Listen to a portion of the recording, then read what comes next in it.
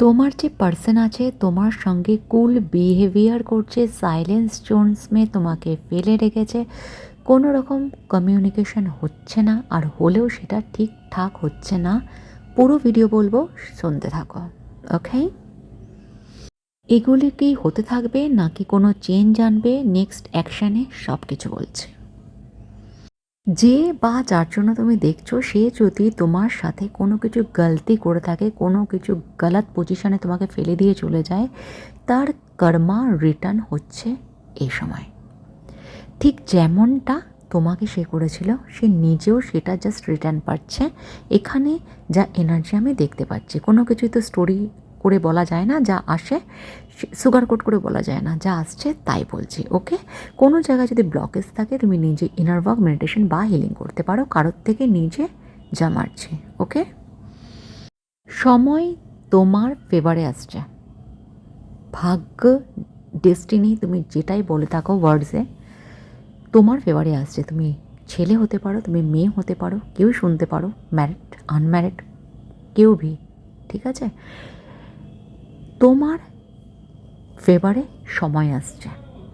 ওকে, তোমার যে পার্সন আছে তার এই মুহূর্তে গলতিয়া রিয়েলাইজেশন হচ্ছে যে পাস্টে সে কিছু করেছিল, এমন কিছু হার্ট করেছিল যাতে তোমার হার্ট প্রচণ্ড পরিমাণে পেইনফুল সিচুয়েশান হয়েছিল। সে এই মুহূর্তে সেটা সব কিছু মনে করছে যে তার হাত থেকে অনেক কিছু গলতি তোমার প্রতি হয়ে গেছে। তার মধ্যে এই গলতি আসছে, যেটা করেছে সে ভুল করেছে, এটা করা উচিত নয়, রিগ্রেট মেহসুস করছে, এবং তার মনে হচ্ছে সে একটু বেশিই হয়তো তোমাকে পেইন সিচুয়েশনে ডেলে ছেড়ে দিয়ে এসেছিল, যেটার ফিল, যেটার পেইন সে এই মুহূর্তে বুঝতে পারছে। এতটাই সে এই মুহূর্তে হার্ট হয়ে আছে যে নিজের যে একটা পেন হচ্ছে না, তোমাকে যে পেনটা দিয়েছে তার 4 গুণ হচ্ছে।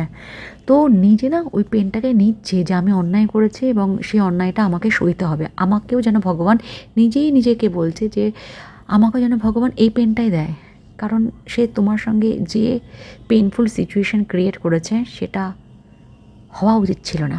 বহুত পরিমাণে সে হার্টব্রেক বলতে পারো এই মুহূর্তে সে ফিল করছে। সে এটাও মনে করছে ঈশ্বর তাকে ব্লেসিংয়ের স্বরূপ তোমাকে দিয়েছিল এবং সে সেটাকে নিরাদর করেছে। সে তার গডকে, মানে তার মন, অন্তরাত্মাকে এটা বলছে, নিরাদর করেছে, এবং সে তোমাকে ইনসাল্ট করেছে। এবং যখন ইনসাল্ট করেছে তারপরে কোনো ক্ষমা চায়নি, বা সে তোমার থেকে মুভ অন করে নিয়েছে, বা সে তোমাকে সেই কেন করেছে এত কিছু তুমি জানতেই পারোনি, তোমাকে জানতেই দেয়নি, জাস্ট ইচ্ছে হয়েছে বেরিয়ে গেছে। বাট এই সময় তার জন্য প্রচণ্ড পরিমাণের হতাশ ফিল করছে, এবং সে বুঝতে পারছে যে একটা চমকতা হুয়া হীরা সে হারিয়ে ফেলেছে। তোমার ইমোশনের সঙ্গে খেলেছে, তোমার ফিলিংসের সঙ্গে খেলেছে, আর সে ভ্যালু দেয়নি সেই সময়টা, বাট এই সময় প্যাডেস্টাল বানাচ্ছে তোমাকে, ঠিক আছে। তার এই মুহূর্তে এটা মনে হচ্ছে যে এরকম কিছু, এতটা রুড হওয়া আমার উচিত ছিল না, এতটা কাউকে পেন দেওয়া উচিত ছিল না, যেটা আমি ভুল করেছি, এটা আমি কী করে এই জায়গাটা ভরপাই করব।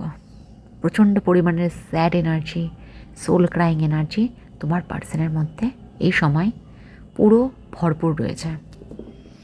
যেই সময় সে তোমার সাথে এরকম করেছিল সেই সময়টা সে প্রচণ্ড পরিমাণের ইগোয়েস্টিক পার্সন ছিল, ইগো ছিল, পয়সার পাওয়ার, অথরিটি হতে পারে, সে কোনো জায়গায় বস, বা কোনো জায়গায় ভালো পরিমাণে সে ফাইন্যান্সিয়াল আছে, তো তোমাকে জাস্ট গ্রাহ্য করছিল না, তোমাকে দেখতে পারছিল না। অনেক সময় হয় না, চমাক কী বলবো, সোনা, চমকা হওয়া সোনা আর আর্টিফিশিয়াল যে সোনা আছে তার মধ্যে কিছু ফারাক বোঝা যায় না। তো তুমি যে আন্দার সে এত ভালো, অনেস্ট, লয়াল, সেটা তার চোখে সেই সময়টা পড়ছিল না, বাট এখন সেটা বুঝতে পারছে। সেই সময়টা তার আঁখো, বলতে পারে তার চোখে পাট্টি পড়েছিল, সে তখন এটা ভাবছিল আমি যেটা করছি বা কারোর কথা শুনে করছি বা নিজের কথা শুনে করছি, সব কিছু সহি করছি।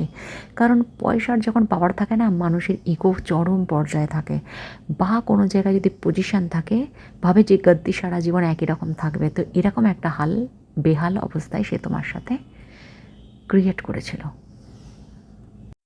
একে নিয়ে তুমি বহুত ज़्यादा স্বপ্ন দেখেছিলে, একে নিয়ে তুমি বহুত ज़्यादा ডিজায়ার ফুলফিলমেন্ট করার জন্য ভেবেছিলে, যেটার পেন তোমাকে অনেক বড় একটা dark night of the soul টাইপের, ঠিক আছে, অন্ধেরার মধ্যে ফেলে দিয়েছিল। এবং সেটা তোমাকে সেই জায়গা থেকে উঠে আসতে অনেকটা সময় দিতে হয়েছে। এখন তুমি ঠিক আছো, এখন ঠিক তোমার পজিশনে সে আছে। অনেক কিছুতে তুমি তাকে হেল্প করেছিলে, একদম পিলারের মতন দাঁড়িয়েছিলে তার পাশে, যাকে বলে না ভিত।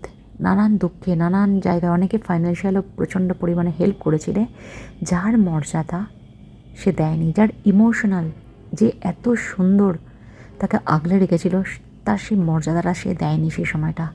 তার পুরো একটা বলে না ব্যাকফায়ার, এই মুহূর্তে ঈশ্বর বলো, গড বলো, আল্লাহ বলো, তুমি যাকে মানো, সে তার প্রতি করছে। তোমার যে পার্সন আছে, তোমার যে পার্টনার আছে, এই সময় তোমার সাথে কথা বলার জন্য ভাবছে, তোমার সঙ্গে আবার লং টার্ম বন্ডিং করার জন্য ভাবছে।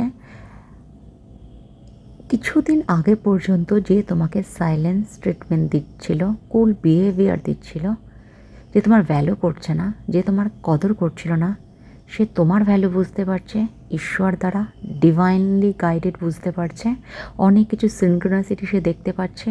এবং তার প্রত্যেকটা হাড়ের প্রত্যেকটা জিনিসে যখন তার স্টাকনেস আসছে, বার্ডেন আসছে, হাড় আসছে,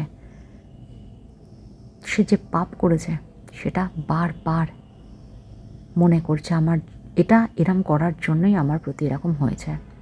সে তোমাকে বোঝেনি, দুনিয়ার প্রত্যেকটা যাকে যাকে সে ক্লোজ মানে সে তাকে বুঝছে না, তাকে কেউ বুঝছে না। তখন সে বুঝতে পারছে যন্ত্রণাটা, এবং যখনই যন্ত্রণাটা বুঝতে পারছে, তোমার কথা সবার আগে মনে পড়ছে। এই মুহূর্তে সে তোমার প্রতি সিরিয়াস হচ্ছে, জাগ্রত হচ্ছে, যাকে বলে ফিলিংস, ইমোশনাল ফিলিংস ডেভেলপ করছে। এবং একটা জিনিস তুমি লক্ষ্য করে দেখবে, সে আসবে বা এই রিলেশন তুমি মানবে কি না, রিজেক্ট করে দেবে সেটা আলাদা কথা, বাট সে তোমার কাছে একবার হলেও ক্ষমা চাইতে আসবে, না এলেও তোমার সঙ্গে কমিউনিকেশন করবে এবং সে ক্লিয়ার করবে। এটা একদম হবে, ওকে, এই জানুয়ারিতে। তো এতটুকু ভালো থেকো, ভালো রেখো, সকলকে ভালোবেসো, তার সাথে আমাকেও, হ্যাঁ না? So tata.